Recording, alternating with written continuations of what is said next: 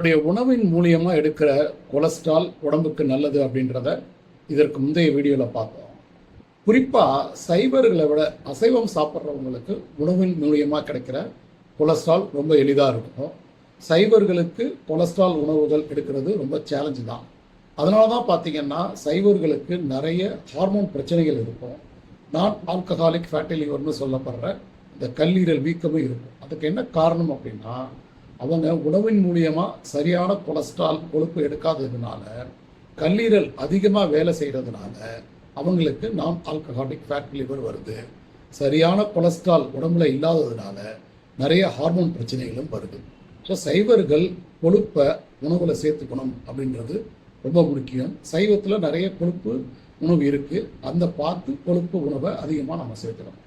LDL, இந்த low density lipoprotein, இதை கெட்ட கொழுப்பு அப்படின்னு சொல்லுவாங்க.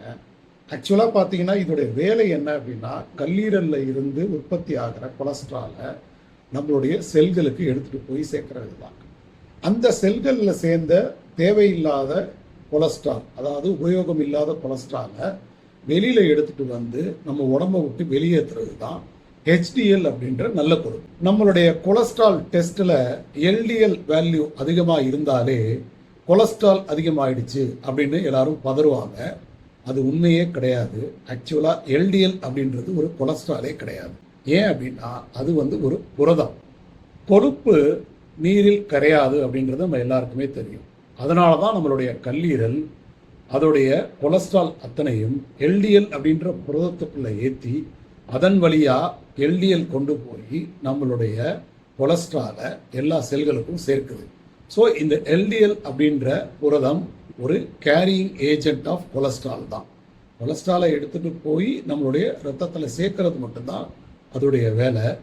அது LDL அப்படின்றது கொலஸ்ட்ரால் கிடையாது, அது ஒரு புரதம் அப்படின்றத மறுபடியும் நம்ம நிறைய வச்சுக்கணும். இந்த LDL கொலஸ்ட்ராலை சுமந்துட்டு போய் ப்ராப்பராக வேலை செய்கிறதுனால தான் நம்ம உடம்புல அத்தனை ஹார்மோன்களும் சரியாக வேலை செய்யுது. ஏன்னா இந்த LDL கொண்டு போய் சேர்க்குற கொலஸ்ட்ரால் தான் ஹார்மோன்களுக்கு ரொம்ப முக்கியம். கொழுப்பில் கரையும் வைட்டமின்கள், vitamin A, vitamin D3, anti accident, இது அத்தனையுமே சரியான முறையில் கேரி பண்ணி கொண்டு போய் சேர்க்கிறதும் LDL தான். ஒருத்தருக்கு கொலஸ்ட்ரால் அளவுகள் ரொம்பவும் குறைஞ்சிருச்சு அப்படின்னா அவங்களுக்கு பல பிரச்சனைகள் வரும். குறிப்பாக பைத்தியமே பிடிச்சது. இந்த தற்கொலை எண்ணம் வர்றது, ஆண்மை குறைபாடு, மாரடைப்பு, இது எல்லாத்துக்கும் முக்கியமான ஒரு காரணமாக சொல்கிறது உடலில் ரொம்பவும் கம்மியாக கொலஸ்ட்ரால் இருக்கிறது தான். இதை பல அறிவியல் ஆராய்ச்சியாளர்கள் தொடர்ந்து வலியுறுத்திக்கிட்டே தான் இருக்காங்க. இப்போ உங்கள் மனசில் ஒரு கேள்வி வரலாம், இவ்வளவு நல்லதுன்னு சொல்கிறீங்க கொலஸ்ட்ரால், ஆனால் மருத்துவத்துறை கொலஸ்ட்ராலை கெட்டது அப்படின்னு தான் சொல்லுது, LDLையும் கெட்ட கொழுப்பு அப்படின்னு தான் சொல்லுது. கொலஸ்ட்ரால் அதிகமானாலே, LDL கொஞ்சம் அதிகமானாலே உடனடியாக கொலஸ்ட்ராலுக்கு மருந்து சாப்பிடுங்க, கொழுப்பு உணவை குறைச்சிக்கோங்க அப்படின்னு தானே மருத்துவத்துறை சொல்லுது. நீங்கள் ஏன் இப்படி சொல்கிறீங்க அப்படின்னு நீங்கள் கேட்கலாம். நாம் தமிழ் படத்துலலாம் பார்த்துருப்போம், ஒரு வில்லன் யாரையாவது போய் கொலை பண்ணிடுவார், கத்தியை அப்படியே அந்த கொலை பண்ணவருடைய உடம்புலேயே சொருவிட்டு வந்துடுவார், அவர் போயிடுவார். அந்த படத்தோட ஹீரோ அங்கே பார்த்துட்டு ஐயோன்னு சொல்லிட்டு இந்த கத்தியை எடுப்பார். அந்த நேரம் பார்த்து போலீஸ் வந்துடும், இவர் தான் கொலை பண்ணிட்டாரு, கத்தியில் இவரோட கைரேகை இருக்குன்னு சொல்லிட்டு அவரை அரெஸ்ட் பண்ணி கோர்ட்டில் நிறுத்தி தண்டனை வாங்கி கொடுத்துரும். அதுக்கப்புறமா அந்த ஹீரோ என்ன பண்ணுவார்னா, தப்பிச்சு வெளியில் வந்தோ இல்லை வேறு வெளியில் வந்தோ அவர் நிரபராதின்றதை நிரூபிச்சுட்டு அப்புறமா உண்மையான கொலைகாரனுக்கு தண்டனை வாங்கி கொடுப்பார். இதுதான் நம்மளுடைய கொலஸ்ட்ரால் அறிவியல்லையும் நடக்குது. கொலை செய்யப்படுறதா கருதுறது நம்மளுடைய இதயம்தான். கொலை செஞ்சவருன்னு நம்ம தப்பாக நினச்சிட்டு இருக்கிறது கொலஸ்ட்ரால். ஆக்சுவலாக கொலஸ்ட்ரால் தான் ஹீரோ.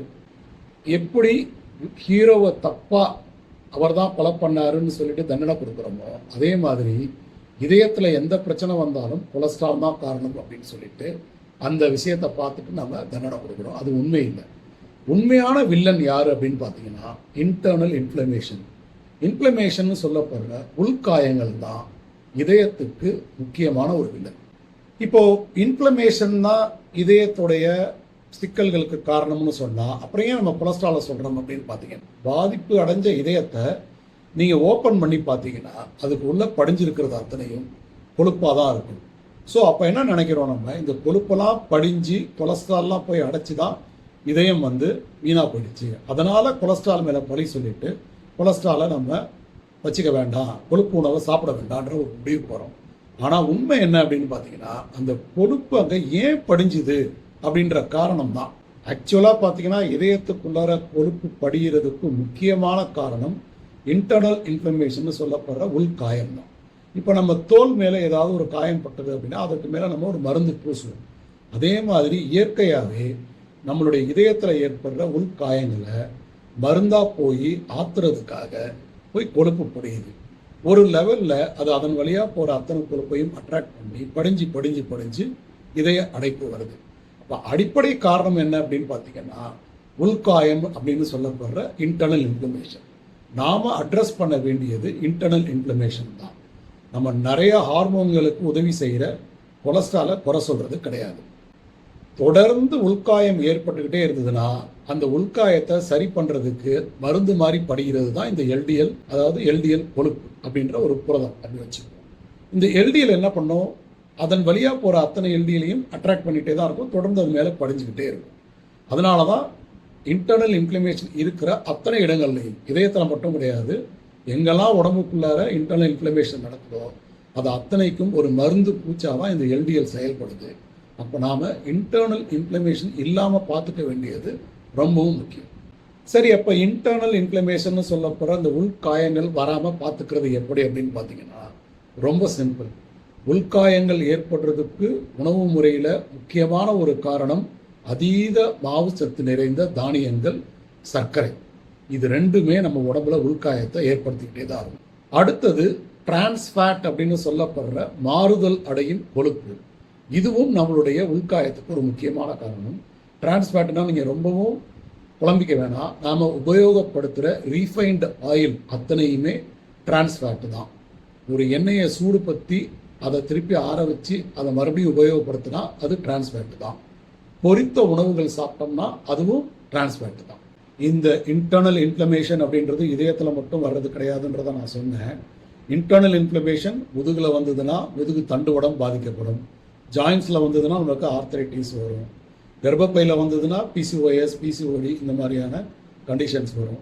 இது ஒரு எக்ஸாம்பிள் தான். நீங்கள் தொற்றா நோய்கள்னு சொல்லப்படுற ஒரு லிஸ்ட் எடுத்தீங்கன்னா அந்த லிஸ்ட்டு அத்தனைக்கும் ஒரு அடிப்படை காரணமாக இந்த இன்டர்னல் இன்ஃப்ளமேஷன் சொல்லப்படுற உள்காயம் இருக்கும். இந்த செயல்களை, இந்த நிகழ்வுகளை நம்மளோட ஆசிரியர் ஒரு திருக்குறள் மூலியமாக முடிக்கிறாரு. எப்படி அப்படின்னு பார்த்தீங்கன்னா, தேரான் தெளிவும் தெரிந்தான் கண் ஐவுறவும் தீரா இடுமை தரும் அப்படின்ற ஒரு திருக்குறள் மூலியமா இதை சொல்றாரு.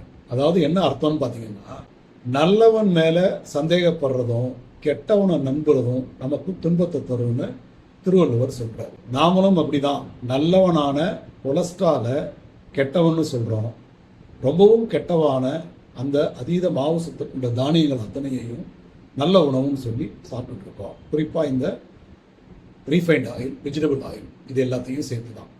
ஸோ நீங்கள் தெரிஞ்சுக்க வேண்டியது என்ன அப்படின்னா, கொழுப்பான உணவுகள், கொலஸ்ட்ரால் தான் நம்ம உடம்புக்கு ரொம்ப ரொம்ப ஆரோக்கியத்தையும் நம்ம ஹார்மோன்களுக்கு நன்மையையும் செய்யும். அதீத மாவு சத்து உணவுகளும் டிரான்ஸ்ஃபேட்டுன்னு சொல்லப்படுற அந்த கெட்ட கொழுப்பும் நம்ம உடம்புக்கு தீமை தான் தரும் அப்படின்றது தான்.